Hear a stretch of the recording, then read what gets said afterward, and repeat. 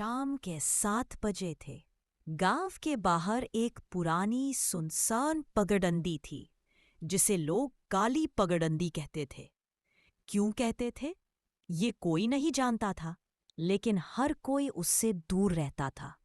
गांव में रहती थी रिया, एक बहादुर मगर जिज्ञासु लड़की।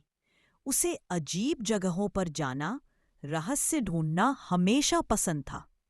एक दिन उसने सुना कि काली पगडंडी पर रात होने के बाद किसी के कदमों की आवाज आती है, पर कदम किसी के दिखाई नहीं देते।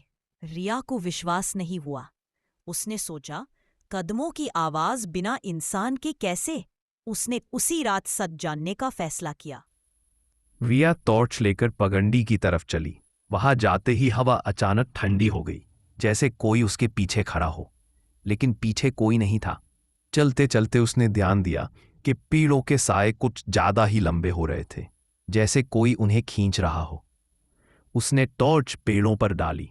साए वहीं थे, लेकिन उन सायों की गर्दनें नहीं थी। रिया का दिल धड़कने लगा, लेकिन वह आगे बढ़ती रही। तप तप तप कदमों की आवाज पीछे से आ रही थी। रिया रुकी, आवाज भी रुक गई।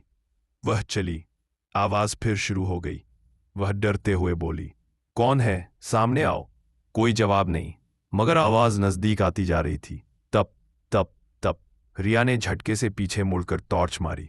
कुछ भी नहीं, लेकिन जमीन पर 2 गीले पैरों के निशान खुद ब खुद बनते जा रहे थे, जैसे कोई अदृश्य इंसान चल रहा हो। पगडंडी खत्म होते ही एक टूटी फूटी हवेली थी। कहा जाता था कि वहां एक लड़की की आत्मा भटकती है, जिसके पैर कभी जमीन पर नहीं लगते थे। रिया ने दरवाजा धक्का दिया। चीं करके खुला। अंदर अंधेरा और सन्नाटा था। अचानक दूर एक कमरा खुद ब खुद रोशन हो गया। रिया धीरे धीरे अंदर गई। कमरे की दीवारों पर सैकड़ों हाथों के निशान थे, छोटे बड़े, खरोंचे हुए। एक दीवार पर लाल रंग से लिखा था, मुझे मेरा रास्ता दिखाओ।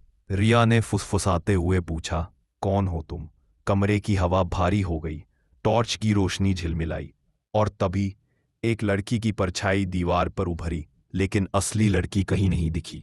परछाई मुड़ी, जैसे सीधे रिया की तरफ देख रही हो। तुम यहां क्यों आई हो?